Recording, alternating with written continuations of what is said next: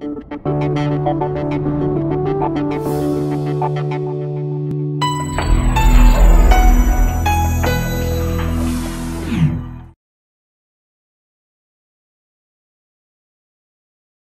Monday Advantage number 19.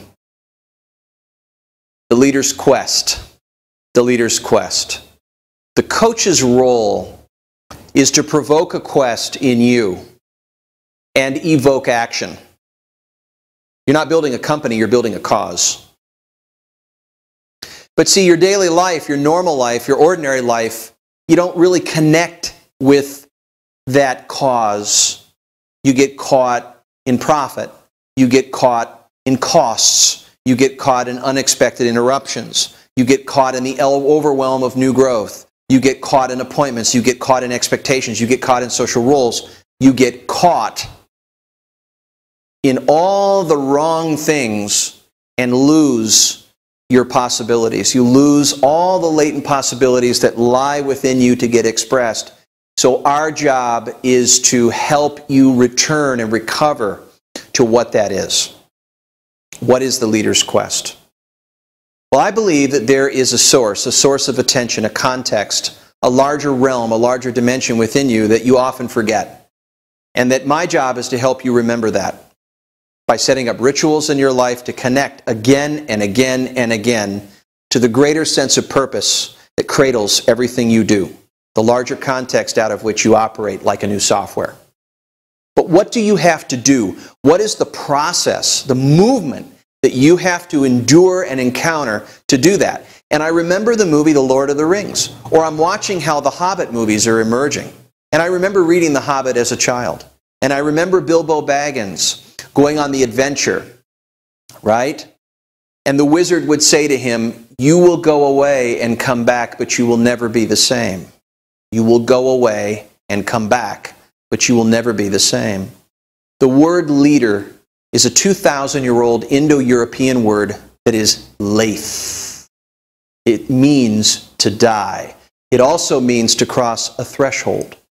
So the leader's quest is to die, cross a threshold, return to the world from which he left, but incorporate back into that world in a way that he or she is never the same. But what's the anatomy of that threshold? What's it involve? The first thing it involves is a sense of flow. That a sort of creative fire is provoked out of a series of events that seem to be all somehow connected in context, like the orchestra playing before the conductor. That the individual, the entrepreneur, exercises kind of a symphony capacity. He's able to see the symphony of the whole thing and how things interconnect. While at the same time on the threshold, the leader has to learn how to think. To be able to accurately perceive what is going on instead of downloading pre-existing mentalities or outlooks or habitual judgments onto current reality. The leader has to see purely, what is called prajna. And third, the third might be frequency or sound or tone, that the leader understands what his community wants and hopes for him. And he goes out into the world and he lights the flame in his heart. He's provoked by the energy system around him. He has to grant power to that energy system to hold him in a certain place. And then there's identity. Remembering what holds him together. Remembering the life force that holds his cells and dust together. And daring himself into the presence of what's wanting to begin. Daring himself into the presence of what wants to take off. Because he has faith. He makes a meaningful leap into an uncertain future. And he suspends everything he knows as a creator. And when he does that with courage and dare into that mystery,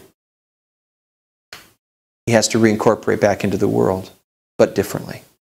This is the Monday Advantage number 19, the leader's quest.